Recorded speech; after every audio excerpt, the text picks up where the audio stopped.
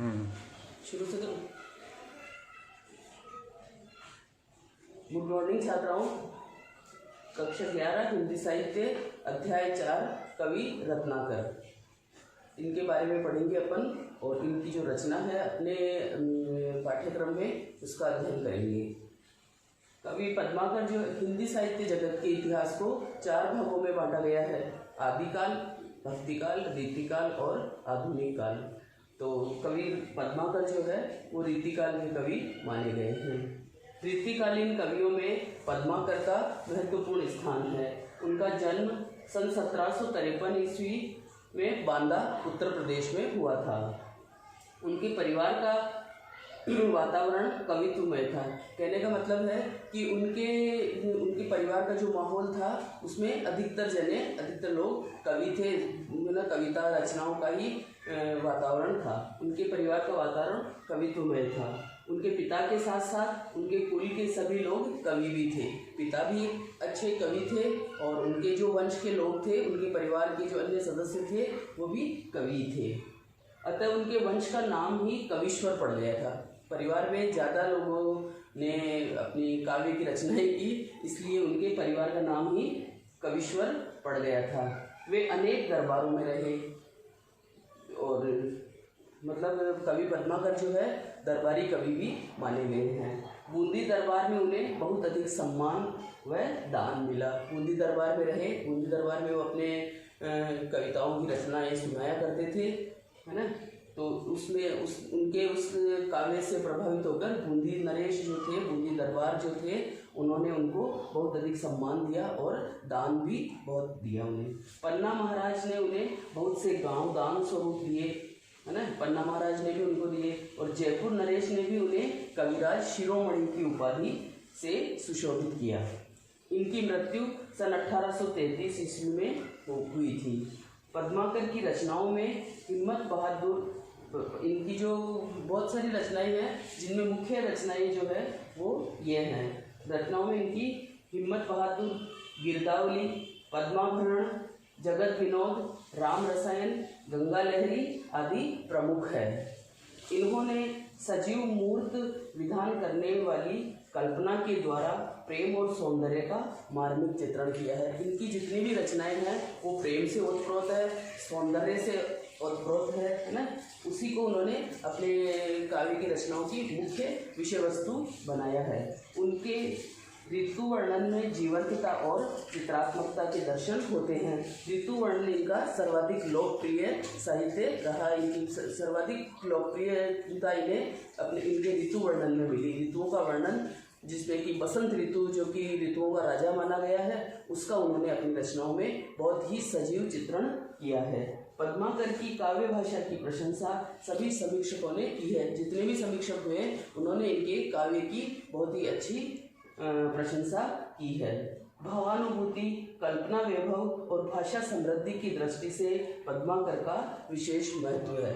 अब अपन इनका जो पाठ परिचय है उसको करें। पाठ परिचय जो कवि अभी अपन ने रत्नाकर के जीवन परिचय के बारे में पढ़ा, उनके बारे में पढ़ा। अब है अपने अध्याय में जो उनके ये दिए हैं पद, उन्होंने उनका वो पढ़ेंगे वर्णन कि किस तरीके से उन्होंने अपने इसमें जो प्रकृति का जो वातावरण है वो कितना सुंदर है। किससे कि ऋतुओं का राजा जो बसंत है, उन्होंने बसंत को माना है और बसंत के आगमन से किस प्रकार से वातावरण में अलग ही टाइप की मस्ती छा जाती है, अलग ही टाइप का वातावरण अपने को देखने को मिलता है।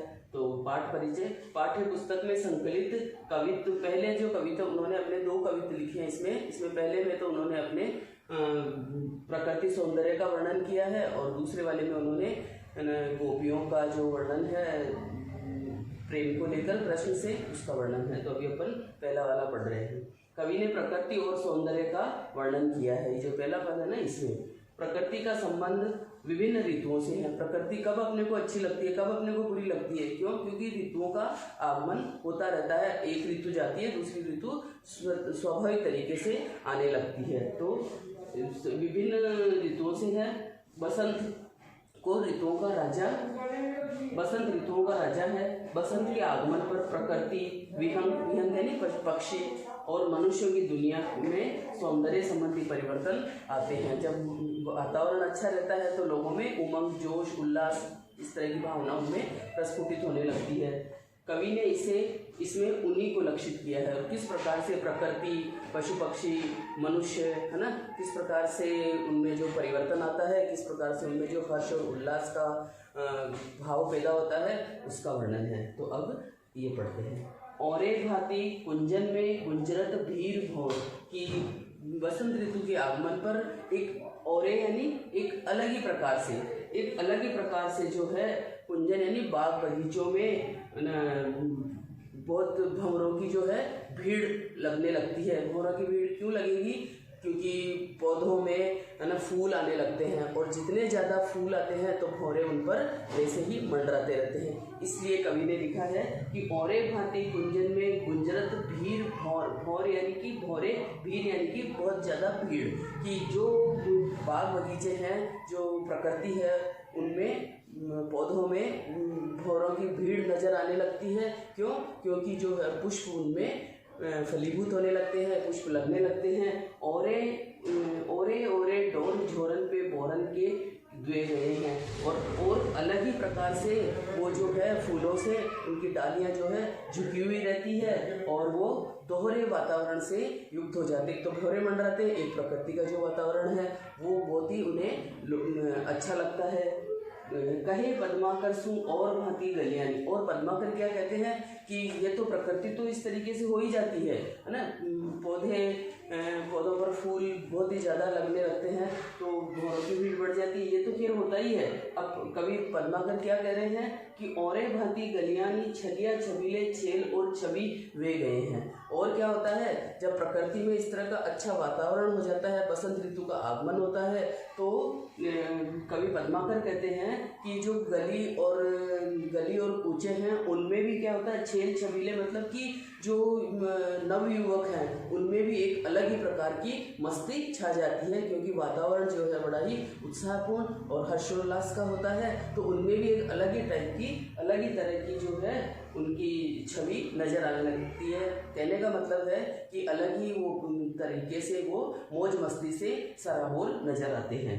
और एक भांति विहंग समाज में आवाज होती, और समाज में मतलब जब प्रकृति में इस तरीका का परिवर्तन होता है, बसंत ऋतु का आगमन होता है, सारा वातावरण जो है बहुत ही सुंदर लगने लगता है। तो जो पशु पक्षी हैं वो भी अच्छे नज़र आते हैं, वो भी मौज से मस्ती से भरे हुए नज़र आते हैं, और जो नवयुवक होते हैं वो भी एक अलग ही मस्ती से में सराबोर नज़र आते हैं। और एक भांति विहंग सब, और अलग ही प्रकार से सारे वातावरण में, सारे समाज में एक अलग ही तरह की आवाज़ आने लगती है, अर्थात पक्षियों की चहचहाहट, मनुष्यों की आवाज़ें इस तरह की होने लगती है। ऐसे ऋतुराज के न आज दिन वे गए हैं। इस प्रकार ऋतुराज यानी कि बसंत के आगमन से जो वातावरण है उसमें दोहरापन आ जाता है। एक तो पक्षियों में चहचहाहट हो जाती है और प्रकृति में फूलों का